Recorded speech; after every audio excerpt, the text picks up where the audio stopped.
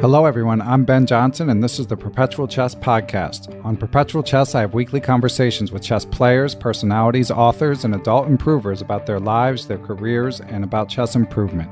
Perpetual Chess is brought to you through the generosity of its Patreon and PayPal supporters. For more information, go to perpetualchesspod.com. Hello, everyone, and welcome back to Perpetual Chess. We have another outstanding guest this week. He is a Grandmaster. He was the 2002 British Chess Champion. He is an author of the excellent book, Fundamental Chess, Logical Decision Making. But these days, he is best known as a trainer. He, no less an authority than I am Sagar Shah of ChessBase India, said R.B. Ramesh, without any doubt, is one of the finest chess coaches that India has ever produced. Jacob Aagard over at Quality Chess said Grandmaster R.B. Ramesh is perhaps the world's top coach. He is probably best known these days for being the coach of 14-year-old prodigy Praggnanandhaa, but he's also coached many other strong players. So with the glowing introduction out of the way, thank you for joining us, R.B. Ramesh. Yeah, hello, Ben. It's my pleasure and honor to be part of your show. Oh, well, thanks for the nice introduction. My pleasure. The least I can do. So you mentioned, we were just talking, you're joining us from a training camp? Yeah, I'm conducting a training camp for the Indian junior and sub-junior team at New Delhi. And the camp is happening from 10th to 25th of September. So we're right at the middle of the camp. And it's always a pleasure to work with young players who are energetic and eager to learn. So I'm having a great time. Thank you. Yeah, and India has no shortage of such players. So what age are the players you're working with in this particular training camp? Yeah, we have players, the age is somewhere from 12 to 18, I would say, 12 to 18 years of age. And we have divided the players into two groups where around 14 players, 14 to 15 players are between 1700 to 2200, and we have another group of players, they are between 2200 to 2400. Okay, and are there other teachers there besides yourself? Yeah, of course, we have two other good coaches. One is Grandmaster Bojkov from Dejan Bojkov from Bulgaria, and the other is International Master from Vishal Sareen from New Delhi. So we have two other trainers, so we take turns and work with these two groups. Excellent. Yeah, and I'm sure it is hard work coming up with material, especially for the older and higher rated group that you mentioned. So how do you come up with exercises to keep these young, energetic, strong players busy? I think in my case, personally, I don't have issues related to choosing right material for the students because I've been at this for almost a couple of decades. So I've been a trainer from 1998. So that's almost like a long time ago, 20 years. I have a lot of experience in this. And I started playing chess in 1988. So almost more than my playing career because I retired from active participation in 2008.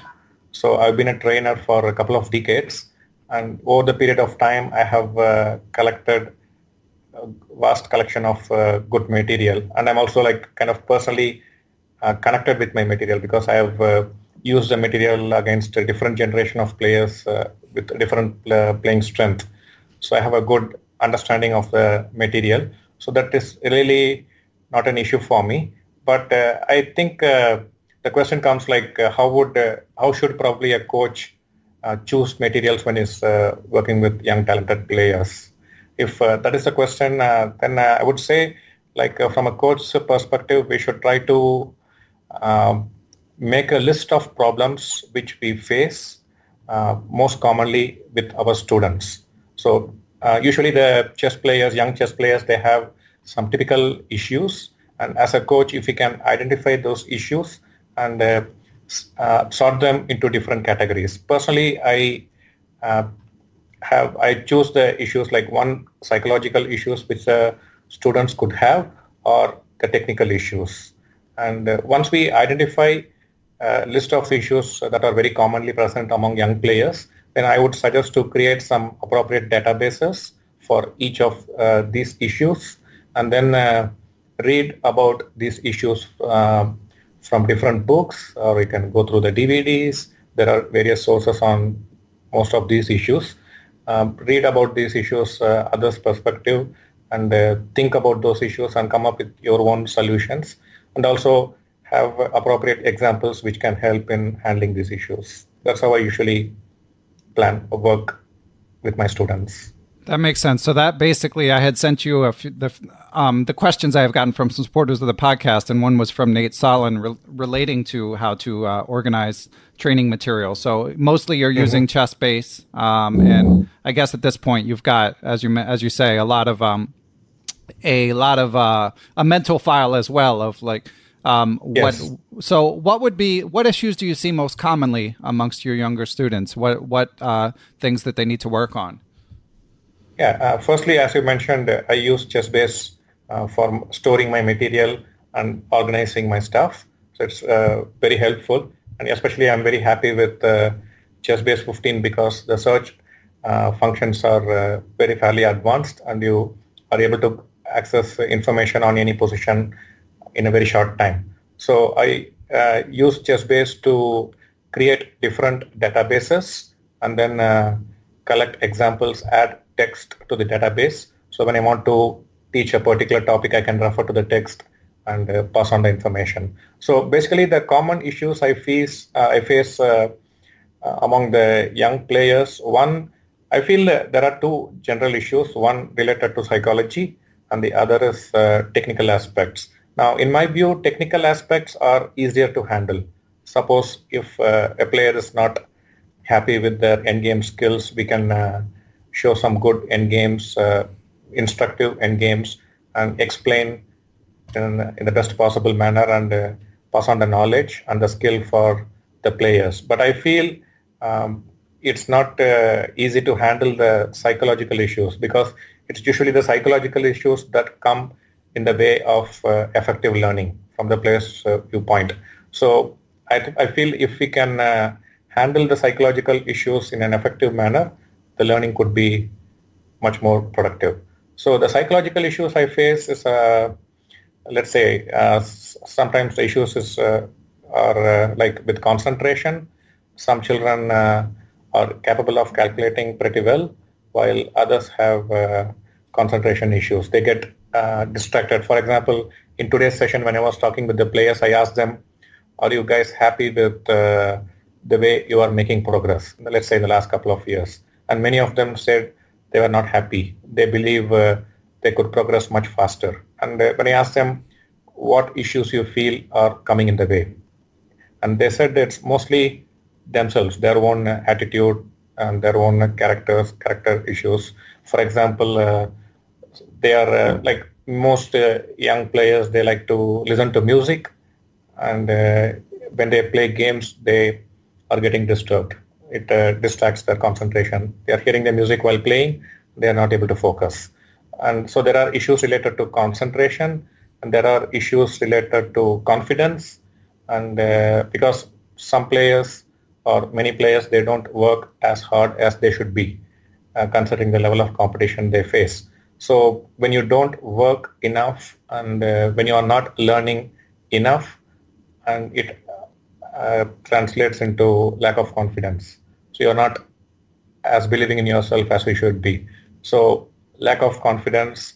And then many young players, they are having fear of losing games. They don't want to lose games because they are not capable of handling the losses in the right perspective. So not only they lose games, they also lose a part of their self-confidence when they lose games. So this fear of losing games is there, very common. And they also are scared that the rating will go down when they lose games. So when they see the pairing or when they are actually playing a game, apart from thinking about the position, their mind is overloaded with these issues as well. Like, what if I lose this game and my rating goes down? So they are actually thinking about these issues while playing a game. And they also they have to handle high expectations from people who are close to them, like their parents, their trainers, their peers, and so on. So handling expectation from others is another issue. And it's a question of motivation for some players. They don't really feel the need to work hard and learn and progress. So there are motivational issues, and then laziness is an issue. Some players, they are ambitious, they want to do well, but they don't feel like they have to pull their socks and hit the ground. And many children, they are focused more on getting good results, but they are not realizing that they first have to learn and grow, become strong as a player and play good chess before they start results. Basically, you have to earn the good results. Sometimes young players, they don't realize this. They just believe if I go to a good coach or if I play in good tournaments, automatically I should be playing well. And unfortunately, it doesn't happen all the time this way. And other issues are like handling distractions, like the video games, sometimes it's television. So there are various ways these days a young player can get distracted and not spend enough time on chess. And also they get affected by the rating of their opponents. Sometimes they have to play with higher rated players, other times they have to play with lower rated players, and they both have their own issues. Like when you want to play with a higher rated player, they sometimes don't feel they have any chances because my opponent is better than me, I'm going to lose. They give up sometimes before the game itself, or converse could be true. The opponent is lower, they are simply worried, what if I lose to them? I lose huge rating points, because in FIDE K factor, which is 40 for players below 300. So this could also play on the psyche of a player. And other issues, like when the player is poor form, they don't know how to handle, and they have issues like how to prepare at home, on what issues working, also come in the way of effective learning. And there are technical issues, like some players want to improve their calculation, they want to improve their in-game skills or their technique of converting advantages into win. They want to improve their positional play. They want to learn how to make plans, how to attack, how to defend, and so on. So usually there are wide variety of issues that could come with chess players.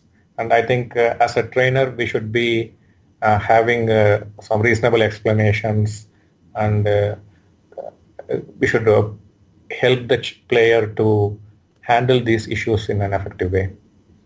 Yeah, there's so many. Wow, there's so much for me to follow up on there. So I don't think we can address every possible issue. I mean, I feel like you gave a good overview of issues that plague, I think, young players in particular, but chess players more generally. But if I could just follow up on a couple of them. Number one, so what do you tell kids who really struggle with fear of losing and with getting upset from losing? What sort of advice do you give? Yeah, what usually happens is like, I remember when I was young and I was playing the game, I have lost many games, but those losses were not as painful, and I was not really afraid of losing games like the players of current generation are. So when I used to compare myself with the current generation, and I try to understand why the current generation are getting so worked up about losing games. One reason could be like I was not playing as much as the current generation does. So probably they are playing very often, and losses, it's simply because they are playing more, they're losing more number of games. But when it is happening in a quite quick frequency, then probably they feel they are losing more, and this upsets them. So I feel the priorities should be set right for a young player at a very young age. Ideally, I would prefer the priorities to be set right between the age of 7 to 10. Let's assume like if a child starts playing at the age of 6 or 7, as is the case with most players in India. And I've seen even in West, many children, they take to the game probably at the age of 6 or 7. So I think by the time the child reaches 10, the priorities should be set right. And if you could set the priorities right, then I believe the children will not be as affected, and they won't have as much fear of losing games as I see with most of the children. So I think when we focus too much on getting good results, and when we put a lot of emphasis on increasing our rating in a short span of time, then it can really have kind of a detrimental effect on young players. So the priorities we should establish that the child is playing the game not to meet the expectations of others, like the parents or the trainers or the peers. Because what happens is like many times I get inquiries from parents, like they say my child is 5.6 years old or 6.2 years old, and he is having huge potential in chess, and I want him to become a great player. Can you teach my son or daughter? So this is the kind of inquiry I get, and it's obvious from these inquiries that the players are not, the parents are not in a position, they are not professionally qualified or competent to assess the talent level of the child, and they simply believe that since they believe they are extremely smart, the children by default are smarter, and with the right training and infrastructure, the child should be able to be a strong player. So they form these expectations before the child even takes their first steps in the game, and then accordingly they plan the whole thing, the selection of coaches, selection of tournaments, and so on. So from the young age, from the player's perspective, they are coming into the chess field with already a huge bag of expectations from the parents. So, and when the child loses games, the parents sometimes they cannot understand why this is happening, because they have always believed the child is very smart.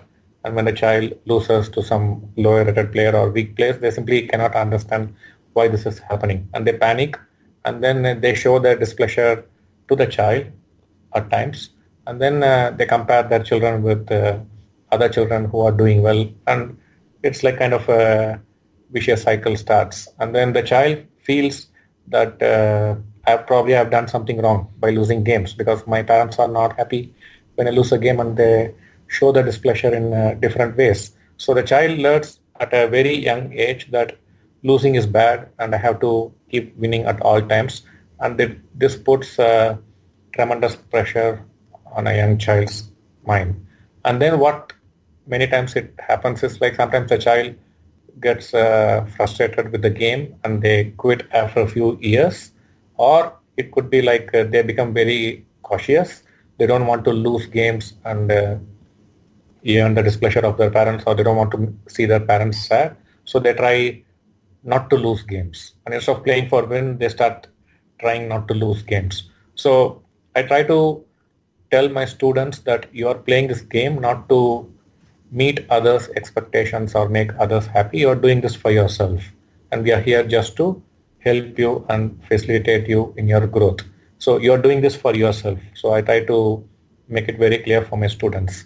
And then the other thing is you have to earn success. You cannot just wish it to come to you. So focus on learning process.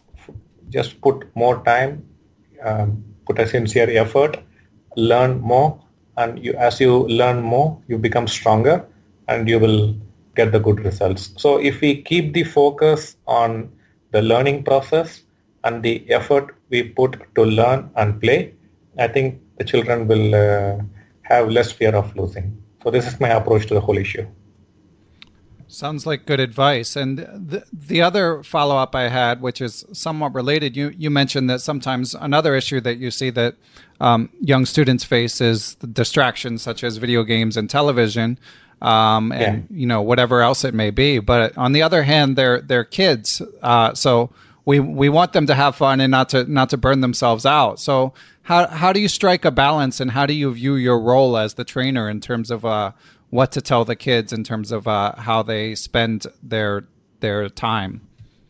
Yeah, I understand that this is a very dicey issue, not an easy issue to approach, because on one hand, some parents might think, how can I tell the child what to do and what not to do?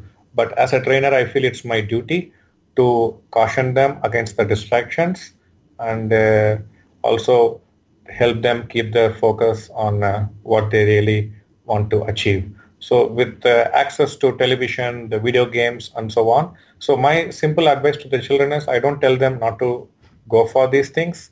It's their choice. I don't want to interfere with that. But I just tell them that you have to do certain things if you want to become a good player. So basically, like I tell students that there are certain things you need to do if you really want to become a strong chess player. Like you have to work on ABC areas on a regular basis. So if they can find time to do their work on chess and then they play video game or television, which is perfectly fine. But if you're going to play video games or watch too much television at the cost of what you have to be doing, then they will have to face the consequences. So this I try to make it clear to the students, and it's basically to each take the approach which they feel appropriate. Okay. And when, in terms of assessing how your students are doing, when you look at the students who've been most successful, like Praggnanandhaa and other grandmasters that you've worked with, is there something that differentiates them? Is there something you can point to that you think contributes most greatly to your most successful students? Yeah, I think almost all the players who do well in chess, they have certain qualities in common. So if you ask me, like, what are the common qualities of a successful chess player, I would say one is the talent part, but the talent is like something like a hardware. You cannot tamper with it. If you're an I3, you are I3. If you're I5, you are I5. So we have to accept it. But as a trainer, I try to assess the potential of my student, because that will help me in determining how much. So I watch out for this in the first few classes. If they are able to come up with the moves freely, like if the moves and ideas are flowing and they don't have to struggle to find the good moves, then I would consider that the child has reasonable potential in the game. So I look for the talent aspect, but I don't discuss my views with the child or the parent.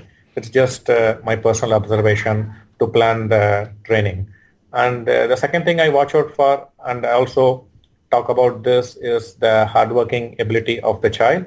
And by hardworking ability, I just don't mean the hours the child puts, because I have seen some children, they practice 3-4 hours every day, and they are not making sufficient progress for the time they spend. But there are other children who work like 1 hour a day or 2 hours a day. They make much progress. So by hard work, I don't mean more work. I essentially try to explain it to the students that you have to really put at least hours training in a day where you actually strain your brain. You try to solve some problems where you have to strain yourself. And then basically it's just like you go to a gym. You go to a gym, you try to lift some heavy weights and you strain your muscles, and in that process the muscles grow stronger. So something like this. So you have to really train to analyze, think, not see games, not just listen to some lectures, because these things can give you only knowledge part. It won't really give you the skills that you need when you play in a tournament game. So I suggest them to train their brain muscles by solving some tough problems or analyzing some positions and so on. So basically, usually, apart from the talent, I expect my students to really work hard. And the other thing I watch out is the capacity to learn. And this is extremely important, because I have seen some talented kids, they are not motivated to learn. And when they are not motivated to learn, then they simply don't pay attention, or they don't try to learn as much as it should be. So not just the talent, the capacity to learn is also very important in my view. And so in the case of Praggnanandhaa, you mentioned that there's like a sort of a base of talent, and then there's what they do on top of that. So what sort of work, so basically it sounds like you're talking about studying smarter as opposed to just studying more. So when a player reaches the level that he's reached, does it get harder for you to come up with material? Is his appetite particularly insatiable, or what has that experience been like? Yeah, with regard to my experience working with Pragg, I started working with him when he was like 7.5 or 8 years old, and by then he was already like far ahead of his competitors of his age. So he was already a known talent. So when they came to me and I started seeing chess with him, and I could immediately see that chess was coming quite naturally to him. He didn't have to really struggle. But I could see that his knowledge in chess was limited because he was not working in a professional manner. It was more or less haphazard manner he was going about it. So I explained to him like how he should be working, on what areas he should be working. And personally, I feel chess, since it's an individual game, as a trainer, we should not make our students be dependent on us for all their learning needs. So as a trainer, I try to make my students as independent as possible, and I will be intervening only in few critical areas. And for the general day-to-day work, they have to spend time on their own reading books, or they have to go through the material which I keep sending them. So with Pragg, he is extremely passionate about the game. He knows he is talented from very young age, and he has had his share of successes at very young age. And but I kept telling him from the very formative years that his priority should not be on getting good results. He should just focus on getting stronger and stronger. And it's basically a challenge, a personal challenge for him, like how tough and how strong he can become and how soon he can do that. So he knows that he has to work hard, spend more time than his compatriots, and work in a more efficient way so that he can absorb a lot of knowledge and convert it into practical skills. And as far as preparing material for Pragg is concerned, I have not reached a point yet where I cannot meet his needs because I have been coach for the Indian senior team for the last 10 years or so. So I've been traveled to with the Indian team to the World Team Championship or the Olympiads and so on. So I have a lot of experience working with players like Hari Krishna, Sashi Kiran, Vidit, Adiban, Seth Raman, and so on. So I believe I have not reached a point where I feel I cannot meet his needs. But I hope I will reach that point in the near future. That would be a mark of success, I guess, given the caliber of players that you've worked with. So you mentioned you work with the Indian national teams. Do you ever have time, just out of curiosity, for adult chess hobbyists, non-professionals? Do you work with any students who are just trying to get better at chess in their spare time, or is your time limited to working with young scholastic players and sort of adult chess professionals? Yeah, usually, personally, I would prefer to work with professionals because I find it very challenging. Because as a player, I have had my own share of good and bad results, my own share of issues where I felt helpless and did not know how to handle the issues I faced. So, and I've been seeing that it's not just me who have issues. It's almost all the players on whichever level they are. They all have their own set of issues. And personally, I like to challenge myself in trying to help the player overcome these issues and progress to the next level. So this is very interesting challenge for me. And personally, I would prefer to work with young players in their formative years, giving them a good work ethics, good working culture in chess, and see them grow. That gives me immense satisfaction. And I also like to work with the Indian team, the higher rated players, because I can learn from these great players how they approach each of the issues that is bothering the players who are trying to get there.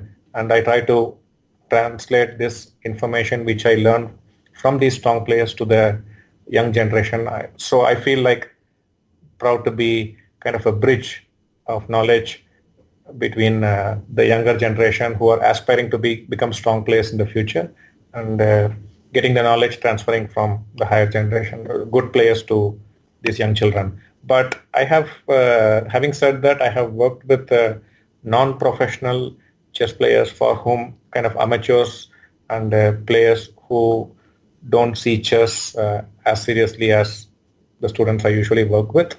But that is usually just to for the fun, and also bit of curiosity how non-professionals look at the game, what struggles they face. But I prefer to work with professionals, as I said earlier.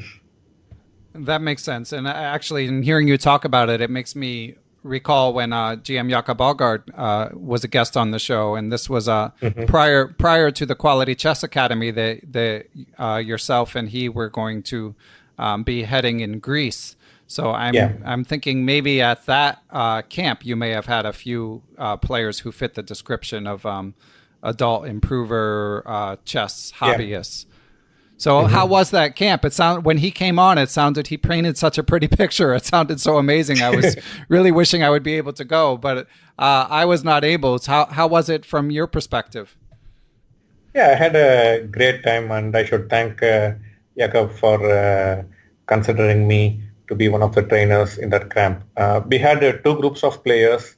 We had players like Shankla and Salgado Lopez and Jaime Latasso from Spain. So there were many strong players. The higher group had probably like 12 to 15 players, and most of them were above 2,500, a couple of them above 2,600, Shankland, and it was a very strong group. And I was very eager to work with this group because that's a first group camp I'm taking for non-Indian players. I worked with the Indian team over the years, so I have pretty good experience. But I wanted to see how I would perform with non-Indian strong players. And I believe as a trainer, I had a good time, and I believe the players also could learn some new perspective on the training part. And with the other group where non-professional players were there, they were trying to improve. And the common problem is they all love the game, but they are not able to find the time to practice on a regular basis. And whatever little time they get, they try to play a few online games or listen to online commentaries, something like that. So they are not in a position to work on a professional basis. So I was just trying to help them devise simple ways where they can spend some quality time with whatever less time they get for chess. So overall, I had a very nice experience, and I hope we'll be able to repeat it in future. Yeah, that sounds good. I actually, even though we talked about the camp a decent amount, I didn't realize that casual players like myself who would be attending would be kind of rubbing shoulders with elite players like Sam Shankland and the others that you mentioned. I knew that you guys, that you and Jacob Aagard would be there, but I didn't realize there would be such strong players as students as well. It really is an amazing opportunity. So definitely encourage any listeners, if it comes up again, you should take advantage. And related to some of the issues that you mentioned that you saw that adult players struggle with, I have a question from a supporter of the podcast. So for listeners who don't know, people who donate to the show via Patreon or PayPal are able to find out the guests in advance and submit questions. And this question is from Chad Oliver, who says, greetings, GM Ramesh. Thank you for your thoughtful insight and content you provide on ChessBase India and YouTube. I very much look forward to your articles and videos. What instruction would you give an adult improver who's been playing seriously for 2 years, but is going through a perceived period of time without improvement? Should I ignore my subjective belief that I'm not improving? How can I objectively evaluate whether my perception is reasonable? Is there a path that has been effective in your own training or that of your students when progress appears stagnant? Yeah, that's a very interesting question. Basically, the question is like, I've been spending time on my chess improvement for the last 2 years. I've been playing seriously for the last couple of years. And sometimes I feel I'm not improving as much as I would wish to. And is it just my impression that I'm not improving, or is it that I'm really not making progress? How can I know which is true? And if I'm stagnant at some point, is there a method which I can follow to come out of my current stagnant state? I believe that's the question. That's what the question means. Yes. So I think ideally, when we plan on our work schedule, like what we should be working on and how much time we should be spending on different areas, because many players who have been playing chess for years, they really have no idea, and they have this question bothering them all the time, but which they are feeling little even ashamed to ask others because they have been playing the game for so many years. They have some very basic questions like how much time I should work every day, and how much time I should be working on my opening or middle game or my end game. If I have to work on my middle game, how I should go about it. So they have these very basic questions unaddressed, and many of them are not properly guided. So they just find their own way of doing stuff, and in many cases it's not very effective, and they feel they are hitting a wall pretty soon, and they don't really know what to do about it and how to come out of this mess. So ideally, the work we do should give us a feeling that I am learning new things, and I'm feeling satisfied, and I feel like I'm getting better and I'm growing stronger. So the work we do at home, it should make us confident that we are growing stronger.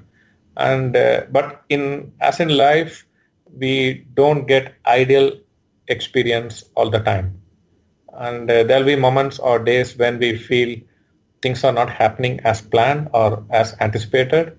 But we should keep continuing our effort, and we should make some creative changes in how we see chess and what areas we are working on, and we should keep going forward. This is pretty important. But what usually happens is, like, if the player is not happy with his performance over a period of time, or if he feels he's not improving as much, they could quickly lose motivation. And once they lose motivation, they won't feel the need to make changes and push themselves and keep working. So they start waiting for a good result to come, and then I will become vigorous in my effort. So, and usually that doesn't happen in the short run. So we have to keep looking for new boundaries, and we should realize that we are capable of learning and growing. We should never feel that I have hit a wall, and from here I don't think I can make any more progress. If we give up hope, then we would really not be making any progress. So we should ideally make a plan, like what I should be learning, what are the areas I should be focusing on.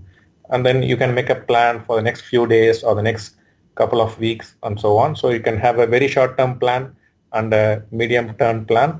And if we feel in some areas we are not improving as faster, so for example, some players, they may not like to play end games. So for them, they won't feel the motivation to work much and improve in end games. So they may not wholeheartedly work on end games.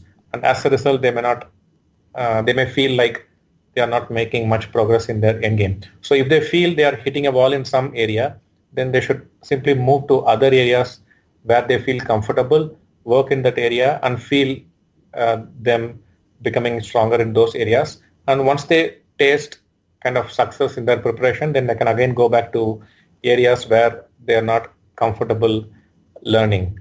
And many times what happens is players tend to focus on their weaknesses more. They worry more about their weaknesses. But in many cases, the weaknesses are simply absence of strength. So, for example, if I'm very thin and I'm not able to lift heavy weights, so instead of complaining I'm thin and considering myself as I'm always going to be like this, you could start doing some exercise and eat healthy food, give some good rest to the body, and if you can do it over a period of time, you automatically put on weight and muscles and you become stronger and tougher. So when we put on strength, when we grow stronger, many of the perceived weaknesses, they fall off on their own. So we don't have to worry about many of our so-called weaknesses. I would simply say that if someone feels he is not good in calculation, he is weak in calculation, I would simply see that he has not trained properly in improving his calculation. And I believe that if he can be trained properly and he can work properly, then he can become strong in that area. So that's why I say, like most of the cases, the perceived weaknesses are nothing but absence of strength. So if a player feels he is working but he is not making much progress, or if the results have hit a plateau and it's not rising, then you should still keep working. And you probably have to make minor changes in your attitude, that you should believe that it is possible to work, learn, and grow.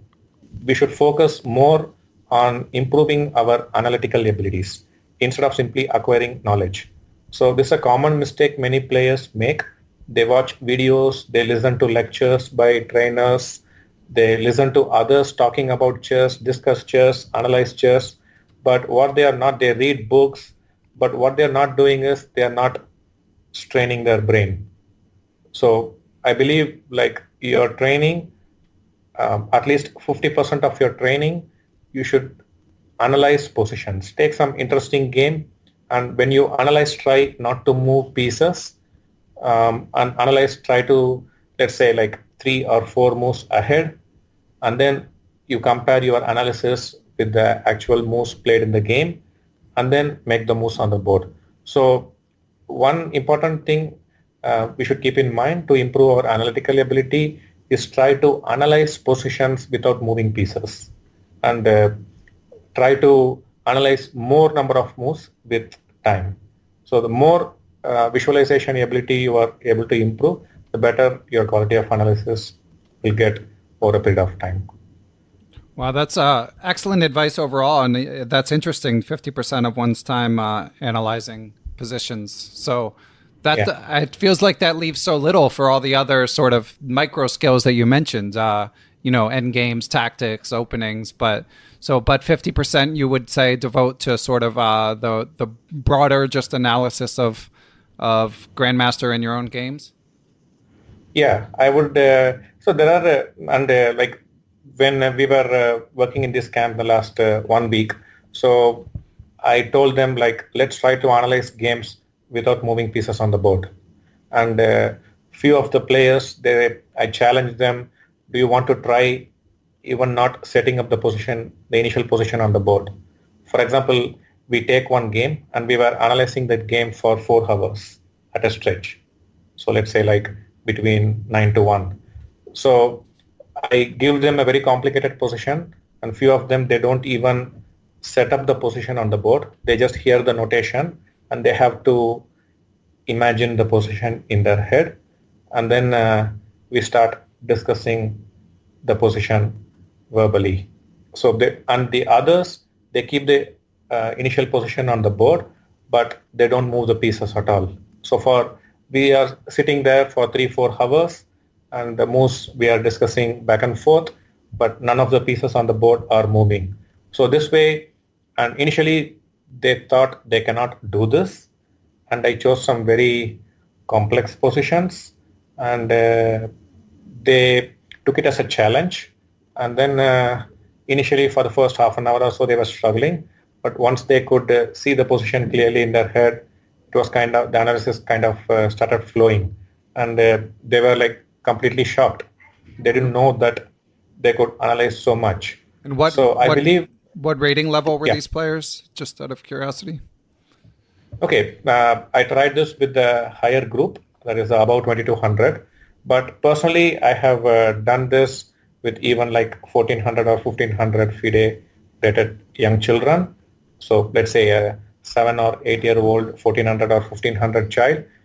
I believe they can learn this visualization in less than a week. Wow. So I think this is something grossly underestimated by most trainers, and they simply assume that human mind is not capable.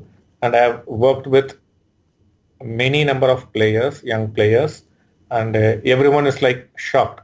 They could not believe I did this. So I think the first time, once they do, they want to keep doing it again and again. So in most of my lessons with the students I work regularly with, we hardly use the chessboard.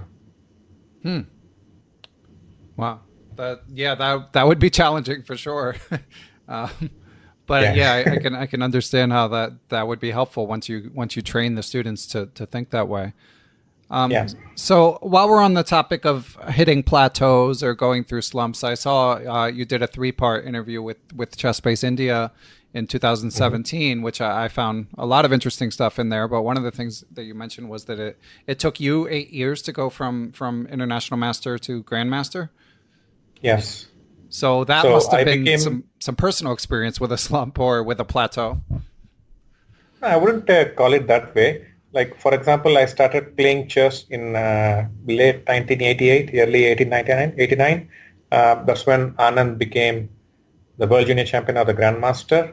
And that was the inspiration, and I came to the game. And here I am, like retired from chess, the last competitive chess for the last 11 years. And Vishy is still is going to hit 50 in a month, and is still in the top 10. So great inspiration for all the chess players out there. So when I came to chess, I was already 12 years old. So I was not very young when I came to chess. Even by those days standards, it was pretty late compared to my compatriots. And I became an international master at the age of 19. But back then, we did not have any chess trainers, or the computers were still not in the scene, no internet, and we did not even have access to good English chess books. So the information was a scarce commodity, and the learning was mostly from what discussions we have with other players, and mostly trial and error. So the progress was pretty slow by today's standards, but by those days standards, I became an IM at the age of international master at the age of 19. So back then in India, most of the international masters were like about 25 years old. So compared to them, I was a young child, you could say. But back then, we did not have many international tournaments happening in India. So it was very tough to make norms like the Grandmaster or International Master norms. It was very difficult. And we had only the Goodrick International Open at Calcutta in February that was happening every month. So you only get a chance once per year. And if you don't make it, you have to wait for one more year. So I wouldn't say like I hit a plateau, but back then it was really difficult to make norms. And then I started playing in Europe more often, because that trend was started in India by Sashi Kiran. When he was quite young, he played few tournaments in Europe, and I believe in 2-3 months he came back as an international master, and we were all shocked. How can someone become an IM in a couple of months? But then we understood that probably we should be doing that to become a grandmaster, and we started playing more in Europe. And then it was possible to make norms, and that's when I also won the British Championship in 2002, and in 2003 I made my final norm.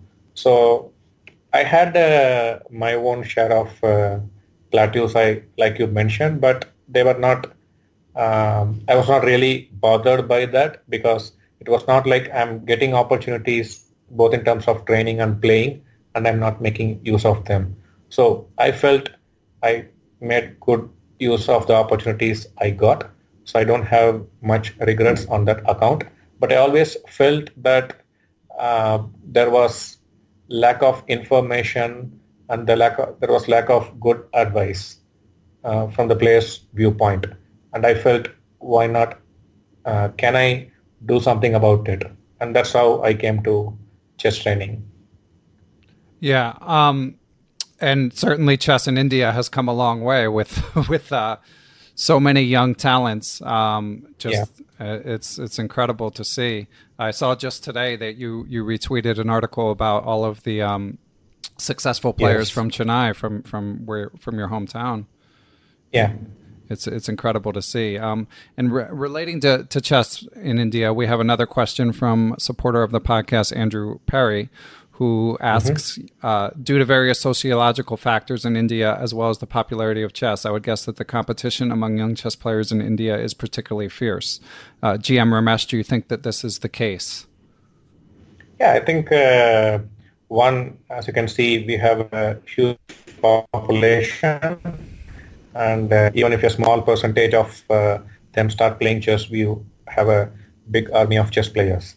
So, but I believe it is not just the numbers that give the advantage to the Indians, but as you rightly mentioned, there's fierce competition.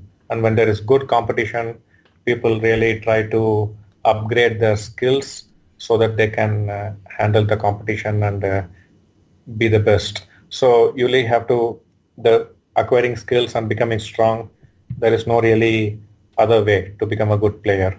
So they understand at very young age that they have to learn the right things and as quickly as possible. So the young children, they work very hard and they are very ambitious and they don't mind a good fight because they know they have to survive this competition and to be the best. So that's why I think the young Indian children are performing well when they go to Europe and play in all these open tournaments, and they're able to make the norms quickly because they are used to playing against a tough competition back home. And not only the competition is fierce, but the challenges and the pressure is also immense because not everyone can be successful, and so it puts tremendous pressure on young children who are not able to perform as well. So it's important we give a proper advice to these children on how to handle these issues as well.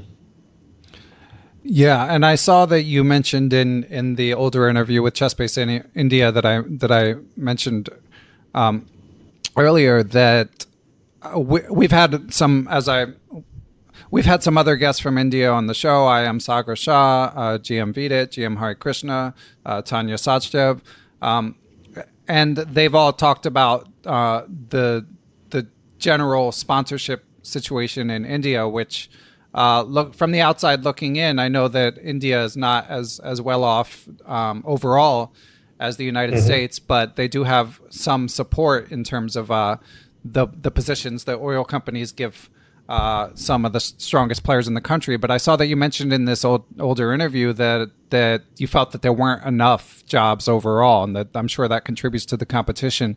So I was curious if that's changed at all in the past 2 years, or if that's still the same issue that you mentioned in your ChessBase India interview. Yeah, so what happened is like in the early 90s, India had a very good relationship with the Soviet Union during the Cold War era. And then as a result, the Soviet Union, they had formed chess clubs in 4 major cities in India. And in our city, Chennai, we had the Tall Chess Club. And that is where young Vishwanathan Anand learned the game. And he had an opportunity to play with other players. And he made rapid progress. So he had talked about the Tall Chess Club's influence in his formative years in many interviews. So when so we have this chess culture, but what happened is like after Anand became GM and India started producing many international masters, and the banks were controlled by the government. Most of them were public sector banks, and the government had a policy that chess players, the strong chess players, should be given employment in the few of the banks. So we had three banks which were employing like 5 players each. So the top 15 players, you could say, they were able to get employment in the banks. So that was a good motivation for others to look up to. But the problem with the chess employment is once a player gets into the job, like he's not going to retire till he's like 40 or 50 or 60. So unlike a physical sport, when a player's career is over, there'll be a need to find new players in the team. But it doesn't happen that way in chess. So those 15 places, once it is taken by that generation, then the subsequent generation, they are not getting employment. And that's when we had the public sector oil companies. There were, again, 3 big oil companies in India. So they recruited like 7 to 8 chess players. So most of the top chess players of the subsequent generations, they were part of this oil companies. So they got a good job with a good salary. They don't have to worry about the financial part of their life. And they could focus more on becoming good players. But what has happened since then is now those slots are full as well. And for example, we have the current national champion in India, Arvind Chidambaram.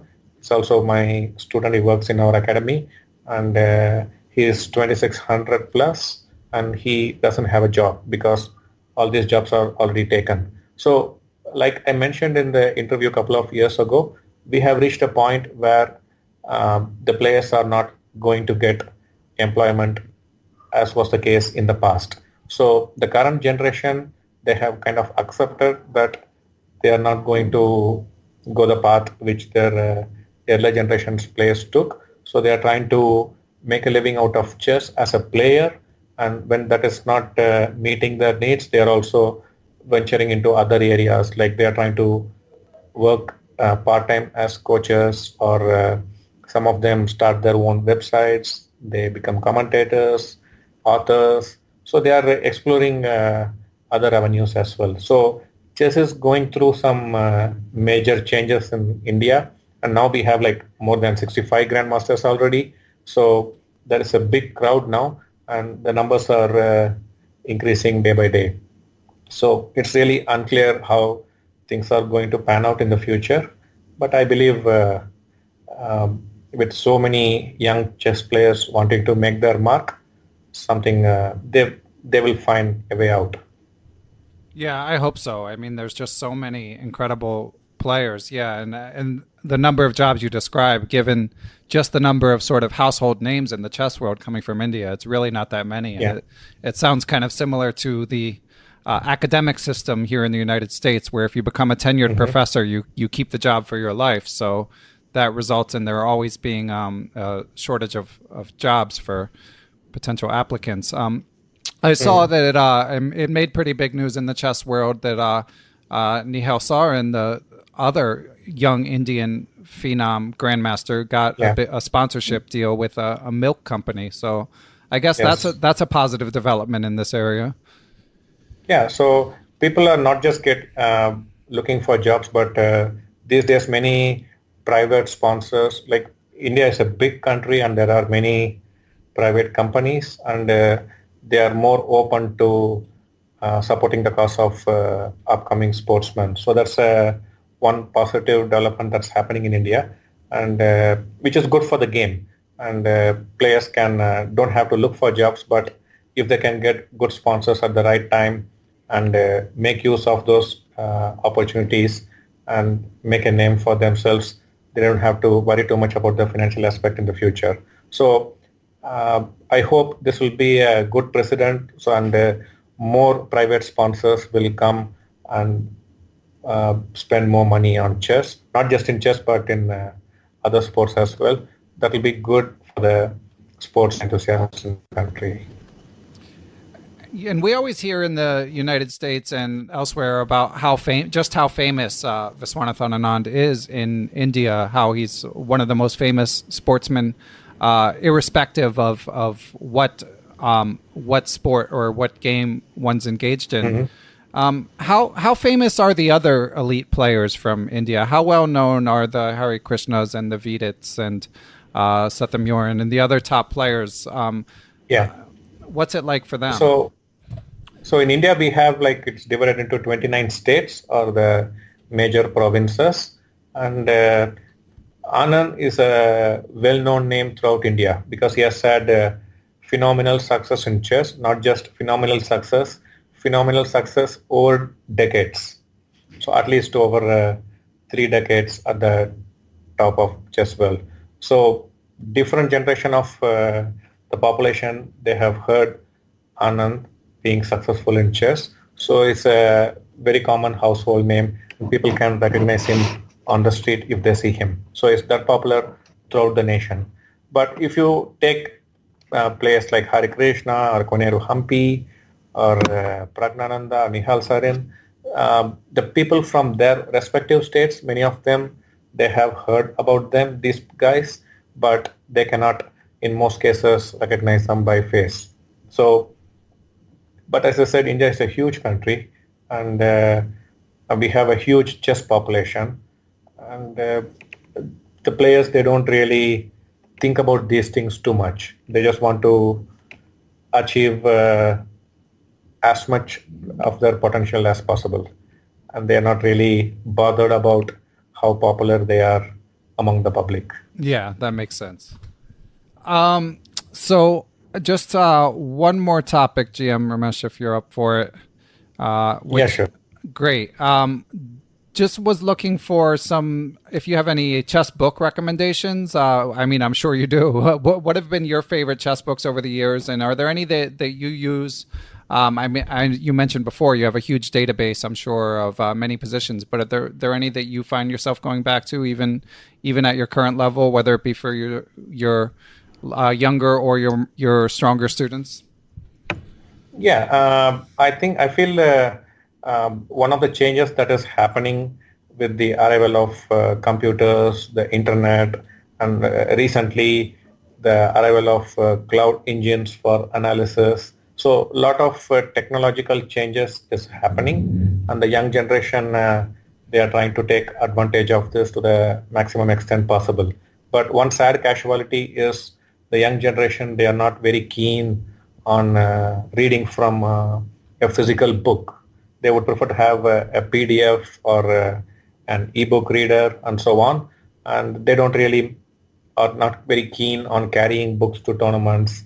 And so that habit is slowly disappearing, I would say. But I feel it's very essential for young players to learn from the classics. There are many fantastic chess books written by different authors in different eras. So I think going through those books will not only make them aware of the historical developments in the game, off the board and on the board, but it also helps them improve their knowledge and general understanding of the game. So I usually advise my students to spend some amount of time every day on reading some good books. So normally as a coach, what I try to tell them is I give them like a 12-point work assignments to be considered to do at home. Like I ask them to study classics, like choose any player like Alikain, Capablanca, Fischer, Botvinnik, Tal, and so on. So whatever player they are inspired by, they would like to learn more about, they can choose any one player and try to see 3 to 5 games of that player every day.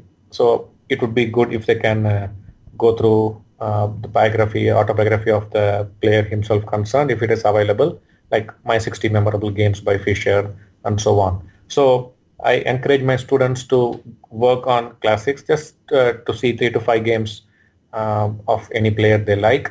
And then, so if they do this like in a couple of months, they would have seen like more than 100 games of a player, and then they can choose another player and keep going on like this. And the other thing I suggest to my students is to take any good middle game book and then try to read 3 to 5 pages every day. So just to get more knowledge and different perspectives on the game. So I give them a list of books. Like I have like a list of 150 books. So I just send this Word document to them, and they can choose whichever book they feel they are keen to go through, and so on. So this is another thing I strongly encourage my students to do. And the other thing is try to get some good endgame book and then go through it. So I give a list of good endgame books, and they can see 2-3 pages every day. So, and then I ask them to solve puzzles, like 5 to 10 puzzles every day. Try to solve some compositions. So I give them a list of 12 things, and they can do in 3 or 4 of those things every day, whichever they feel they need to, in whichever area they feel they need to improve upon. So I give them a list of 12 different areas to work, and I give them some suggested material on each of these areas. And then I ask them to work 3 or 4 areas at home regularly. So this way they also read and learn. And more importantly, it's very important for a player not to outsource his learning to coaches. So player should not feel the coaches will teach everything that I need to know. I don't have to do much on my own. So that attitude I would strongly discourage in my students, and I will ask them, like, most of your learning should come from your own effort, and you should try to be as independent as possible. So regarding the books, I would recommend, like as far as best games are concerned, I would say My 60 Memorable Games by Fischer, the Zurich International by 1953 by Bronstein, Art of Attack by Vukovic, Life and Games of Michael Tal, and Judgment and Planning in Chess by Max Euwe, and Fire on the Board by Shirov. And I would strongly recommend all the Dvoretsky books, and also Jacob Aagard's books, and also Kasparov's books, Fighting Chess. I like that book a lot. When I was young, I was very much inspired by that book. And also the My Great Predecessor series. And all, in general, all Dvoretsky, Jacob, and Kasparov books I would strongly recommend. And the Secrets of Practical Chess by Nan. And then Winning Pawn Structure by Baburin. Think Like a Grandmaster by Alexander Kotov. And the Endgame Strategy by Shershevsky.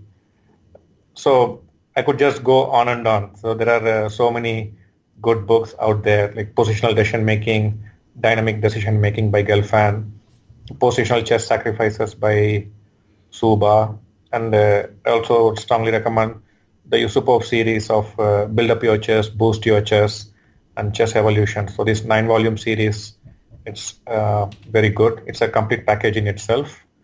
And then you have a Theory and Practice of Chess Endings by Panchenko. So I try to give books on all the topics, like to solve puzzles for players above 1500, I would say, like Perfect Your Chess by Volokitin, or Imagination and Chess by Patagrapin Rashvili. And I also like this It's Only Me on Tony Miles. It's a very original book. And the Draw by John Nunn. And for endgames, I recommend the Dvoretsky Endgame Manual, or the Fundamental Chess Endings by Carsten Muller, and How to Play Chess Endgames by Carsten Muller again.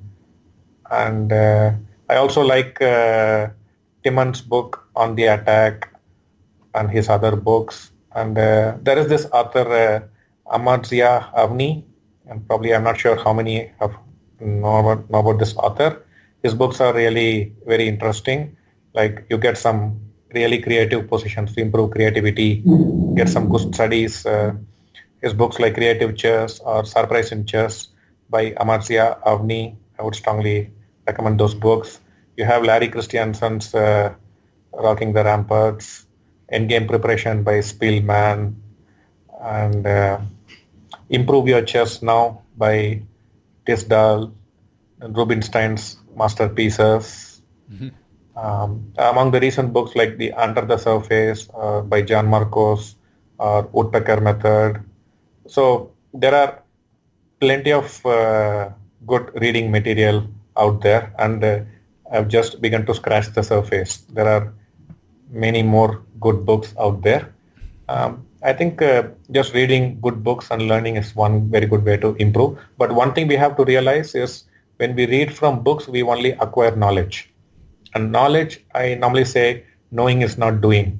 Just because you know about something doesn't mean you can do it. For example, we all know that doing exercise is good for our health. It's not a secret, but very few percentage of the population do exercise on a regular basis. They all know it is good, but they don't do it. So usually this is how happens with knowledge.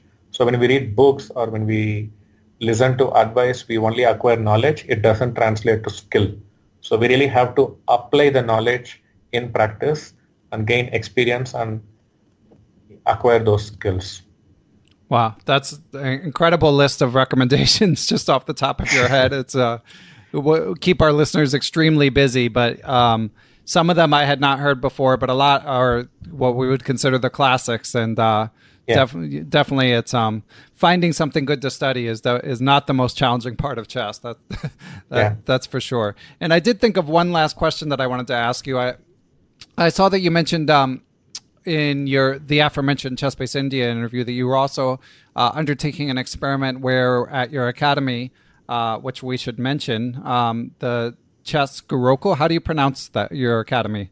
It's Chess Gurukul. Chess Gurukul. Okay, the Chess Gurukul Academy. You had begun to teach yoga and meditation. So what? How has that gone? I think it is extremely important that for a chess player who aspires to be professional or to be extremely good at it, you need to be both physically and mentally tough to handle all the tension and the pressures. And I recently read an article which came a couple of days ago that chess players lose a lot of weight. Yeah, I saw that. I saw that article. Play in a competitive tournaments. So you can see like it is a very demanding profession to be a full-time chess player. So you need to be emotionally strong, should be tough to handle losses and unexpected happenings. And I think it's you need to be emotionally really strong and have your priorities in place. So I think I have tried experimenting with meditation for young children. Like Praggnanandhaa has done meditation, and he does it like 10 or 15 minutes every day. And I believe with the right priorities and right kind of training, it could really help. And being physically fit also, I think it's very important. And especially it will help towards the final rounds, because it is usually the last couple of games that overall decides the outcome of an open tournament. So you need to be physically and emotionally tough. And I believe you have to do some form of training for this, and you cannot leave it to chance. That's my view. And do you encounter resistance when you attempt to teach young kids? Do they talk about how it's boring, and do they try not to do it, or are you able in your sort of position? I don't force them, or I don't expect them to do things. So my philosophy is like, when I give advice to my students, I don't really expect them to carry forward them through the logical conclusion. I don't expect them to follow it, but I would expect them to listen to what I am trying to say and form their own opinions and find their own way of handling those issues. But I would strongly suggest this could be good for you, this could be good for you, and those who are interested, they can take it forward. So I usually don't force things on young children. I strongly believe the child should do things on their own if they have to be good at it, and at it doing this for a long period of time. If we try to force things, usually it doesn't work out well. So I explain things to them, and then it's up to every individual. So just as an example, in the case of Praggnanandhaa, was he receptive to it right away, or did it take any convincing? Yeah. I think he is very clear about his priorities. If something will help him grow in chess And if I say it will help him grow in chess, he simply trusts me so much because he is very young and he trusts me completely. So I have a huge responsibility in, and I have to be extremely careful in what I tell him. So I don't want to lead him in the wrong direction. So if I suggest something, he usually does it. So I don't face much resistance with Prague on most of the issues. It's working for both of you, that's for sure. So it's a testament to his character, I would say. Okay, and just before I let you go, GM Ramesh, I just did want to give a proper plug to your book. We didn't get a chance to talk about it that much, but I mean the first two parts of the book with a lot of sort of practical advice on converting an advantage, maintaining tension, prophylactic thinking, etc.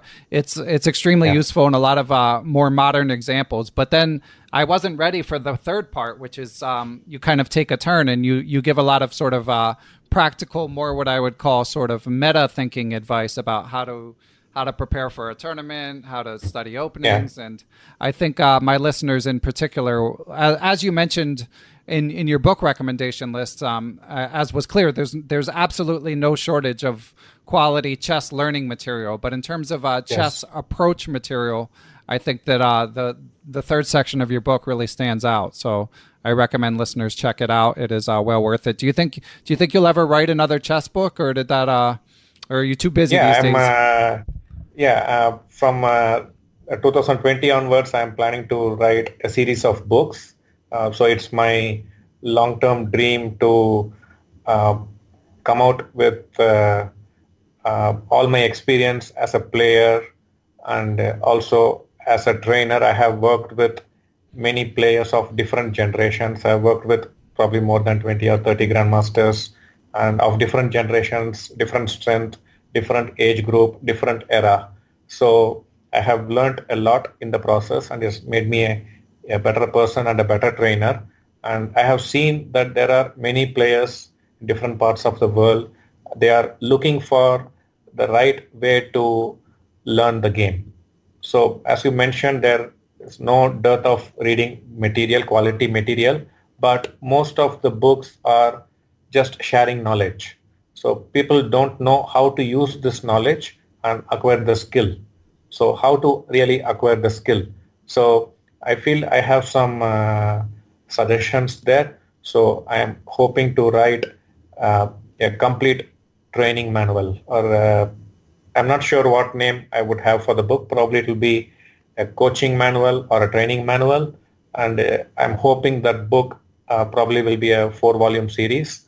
And anyone who wants to learn the game, I want to kind of show a path. Like when you learn the game, how you can try to reach level of grandmaster on your own. So what are the pros and cons? What are the different ways to approach and learn? So I just want to share everything I know in a book format. So I'm hoping from next year, I will be writing the book and hopefully every year 1 volume will come out. Wow, that's great news. That sounds awesome. I definitely look forward to that. So I just want to thank you again for your time. I know you're busy. You've got a family on top of all your work responsibilities. So I really appreciate all of this insight that you've shared with us. Yeah, thank you, Ben, for the nice interview and for giving me an opportunity to share my perspective of things. My pleasure. And sure. And just last thing. So I'll link to your Twitter account. Is there any other way for people to keep up with anything that you're doing? Yeah, I post a lot on my Facebook. It's Ramesh R.B. So whenever I feel like I have something to share on chess training issues, I try to share it through my Twitter account or my Facebook account. Excellent. And yeah. Okay. Well, thank you so much. It's nighttime where you are. It's nighttime in India, right? Yes. Okay. Yes, it is. So have a good night. Yeah. Have a good day, Ben. Thanks to everyone who helps make Perpetual Chess possible. Most of all to my producer, Matthew Passy, but also to everyone who helps spread the word about the show. That can be by telling a friend, by writing a positive statement on Twitter or Facebook or whatever your preferred social media outlet is, by writing a glowing review on Apple Podcasts or another podcast platform. All of that stuff helps. But most of all, I want to thank the people who provide financial support to the show. Without you all, the show would not be possible. So here we go. Thanks to my Patreon and PayPal Perpetual partners. I would like to give extra special thanks to the following people and entities: Chessable.com, Quality Chess Books, the Capital City Chess Club, the Apprend Chess Twitch channel, Andrew Bach, Austin Clough, Benjamin Handelman, Kathy Carr, Chad Oliver, Dan O'Hanlon, Danny Davidson, David Schreiber, I am Dimitri Schneider, Greg Natel, I am Greg Shahadi, Guven Monet, Jen Screen, John Jernigan, John Cromarty, Kelly Palmer, Lone Pine Chess, the law offices of Stuart Katz, Michael Kahn, the mysterious Moonmaster 9000, Seattle Chess Club, Thomas Tachenko, Todd Bryant, Todd Kennedy, and I'd like to give thanks to Aaron Waffler, Ace Vallega, Adam Ralph of ChessEngland.com, Adrian Gutierrez, Alex Pejas, FM Andre Terakov, Bill Moran, Brad and Andy Rosen, Brett Howardland, Brett Zeldo, Brian Mullis, Chad Hilton, Chris Balcom, Chris Flanagan, Chris Wainscott,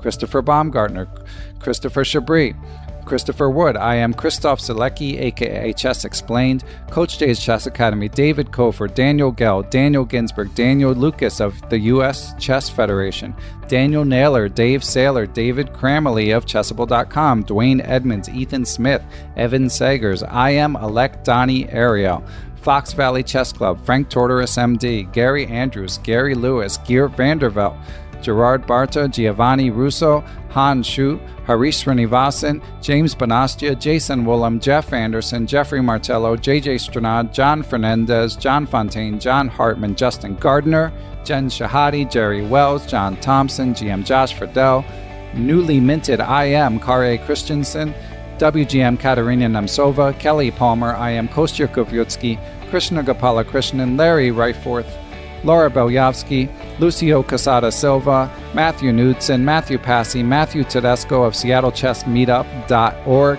Miguel Araspidi, Mr. Michael Shahadi, Nate Salon, Neil Bruce, GM Pascal Charbonneau, Passy Passanen, Paul Bain, Paul Clarkson, Paul Sweeney, Paulo Santana, Peter Lux, Peter Merrifield, Randy Temple, Ricky Grijalva, Rory Yearwood, Ryan Berg, Scott Doherty, Scott McKinnon, Steiner Lima, WGM Tatyev Abrahamian, Thomas Stanix, Tim Brennan of TacticsTime.com, Tim Seymour, Timothy Ha, Tamaz Kolmanich, Tony Rotella, Tyron Price, Victor Vrancoulge, William Brock, William Peterson, FM Zhao Cheng of Chess1000.com, and Zhivko Stoyanov. Thanks a lot, everyone. I will catch you guys soon.